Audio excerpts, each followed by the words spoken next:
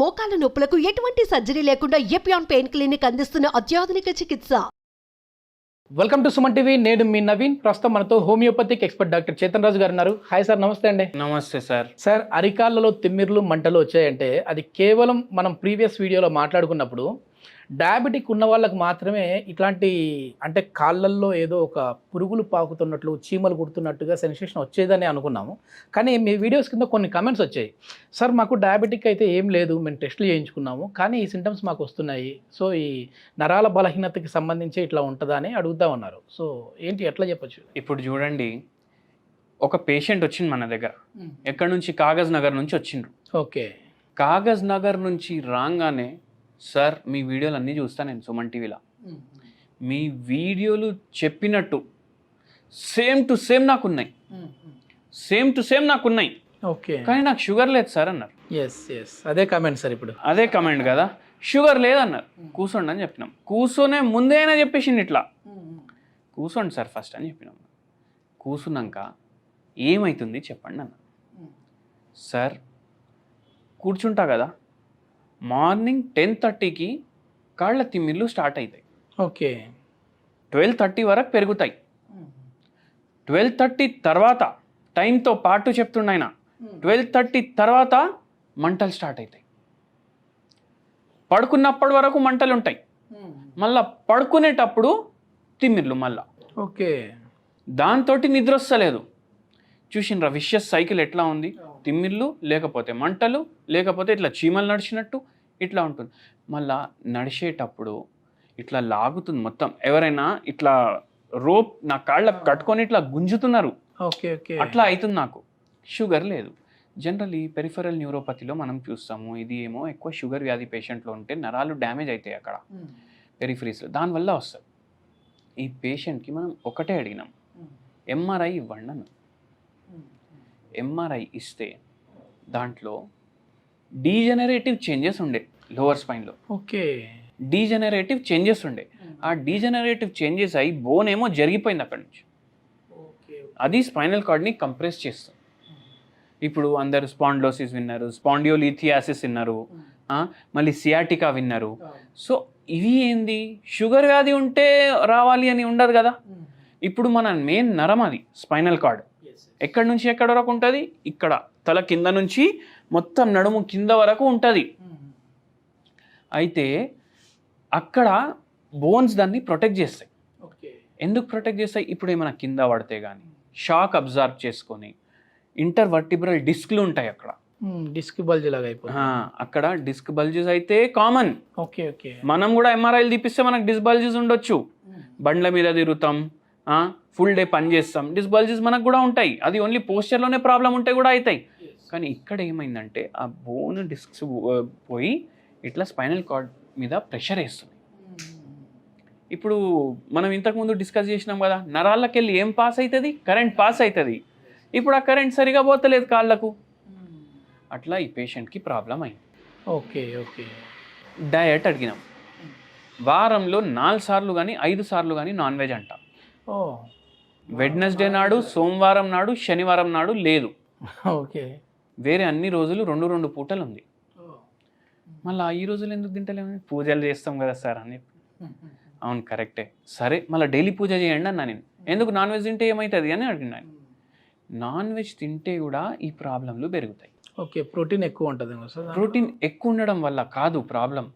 ఇప్పుడు చికెన్ కానీ మటన్ కానీ మనం తీసుకొస్తే ఇవి ఇప్పుడు జనాభా ఎంత అయిపోయింది? తొందర తీయాలి చికెన్ని ఫామ్లోకి వెళ్ళి బయటికి. ఏం చేస్తారు? దానికి యాంటీబయాటిక్స్ ఇస్తారు, కొలెస్ట్రిన్ ఇస్తారు, మళ్ళా హార్మోన్స్ ఇస్తారు. అవునా కాదా? అది తొందరగా బయటికి రావాలి, తొందరగా తయారై పెరుగుతుంది. అవన్నీ ఏడికి వస్తాయి? ఆ కోడిల ద్వారా మన శరీరంలో వస్తాయి. Okay okay. అయితే ఫుడ్ చైన్ పార్ట్ అయిపోతుంది అది. అట్లా అయ్యి ఇట్లా మన హార్మోనల్ ఇంబ్యాలెన్స్ స్టార్ట్ అవుతుంది.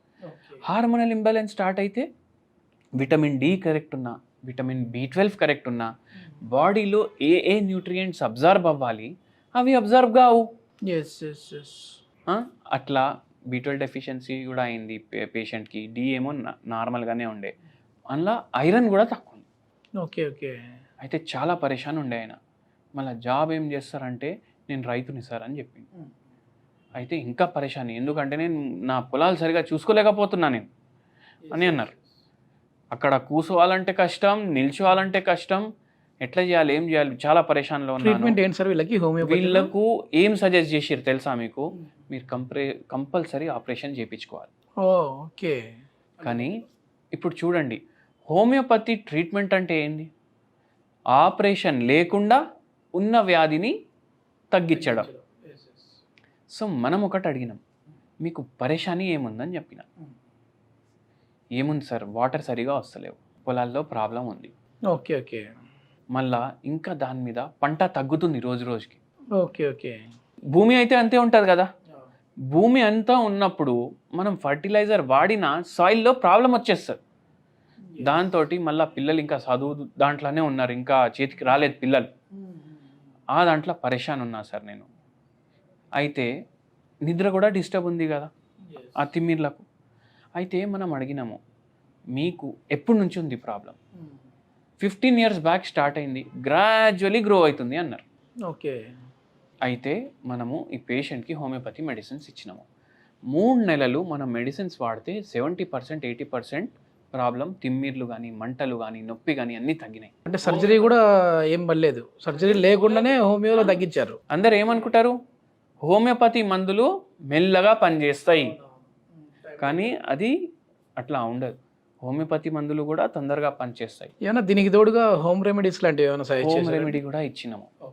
మీరు ఇచ్చిన హోమ్ రెమెడీ వింటే మీరు కూడా అబ్బా దీంట్లో ఈ గుణాలు కూడా ఉంటాయా అని అనుకుంటారు. Okay okay. తామర పువ్వు ఉంటుంది కదా, తామర పువ్వుది చెట్టు ఓకే.